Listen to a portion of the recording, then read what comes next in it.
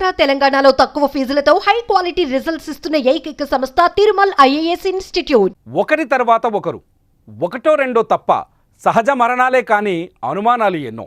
ఇప్పటి వరకు వైఎస్ వివేక హత్య కేసులో 6 చనిపోయారు. రీసెంట్గా రంగన్న చనిపోవడంతో మిగిలిన సాక్షులకు ప్రాణభయం పట్టుకుంది. ఈ నేపథ్యంలో ఈ కేసులో అప్రూవర్గా మారిన వివేక కారు డ్రైవర్ దస్తగిరి కడప జిల్లా ఎస్పీ అశోక్ కుమార్ను కలిసి తనకు భద్రత పెంచాలని సిపిని కోరారు.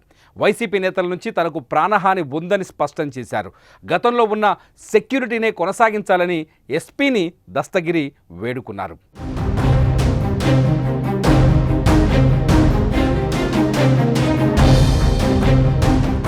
గతంలో 2+2 సెక్యూరిటీ ఎస్కార్ట్ ఉండేదని, కానీ కూటమి అధికారంలోకి వచ్చిన తర్వాత 1+1 సెక్యూరిటీ కల్పిస్తున్నారని ఆరోపించారు.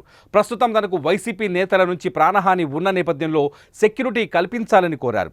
ప్రస్తుతం ఈ కేసుపై అసెంబ్లీలో చర్చ జరిగిందని, ఈ క్రమంలో తనకు భద్రత కల్పిస్తారనే నమ్మకం ఉందని దస్తగిరి వెల్లడించారు. గతంలో కడప సెంట్రల్ జైల్లో ఉండగా డాక్టర్ చైతన్య రెడ్డి తనను బెదిరించారని దస్తగిరి గుర్తు చేశారు. తనతో పాటు తన కుటుంబ సభ్యులను సైతం బెదిరించాడని అన్నారు. ఈ అంశాన్ని కూడా ఎస్పీకి ఇచ్చిన వినతి పత్రంలో వివరించినట్లు తెలిపారు. దస్తగిరి విజ్ఞప్తిని పరిశీలించిన జిల్లా ఎస్పీ అతనికి భద్రతను పెంచారు. ప్రస్తుతం దస్తగిరికి 1+1 సెక్యూరిటీ ఉండగా దీన్ని 2+2గా మార్చారు.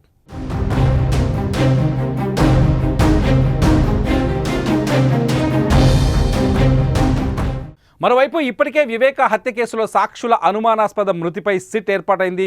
2019 నుంచి ఇప్పటి వరకు వైఎస్ వివేక హత్య కేసులో కీలక సాక్షులు 6 మరణించడం వెనుకున్న కారణాలను నిగ్గు తేల్చడానికి వైఎస్ఆర్ జిల్లా ఎస్పీ అశోక్ కుమార్ ప్రత్యేక దర్యాప్తు బృందాన్ని ఏర్పాటు చేశారు. ఈ సిట్లో జమ్మలమడుగు, పులివెందుల డీఎస్పీలతో పాటు 3 సిఐలు, 2 ఎస్ఐలు, 10 మంది కానిస్టేబుళ్లు ఉన్నారు.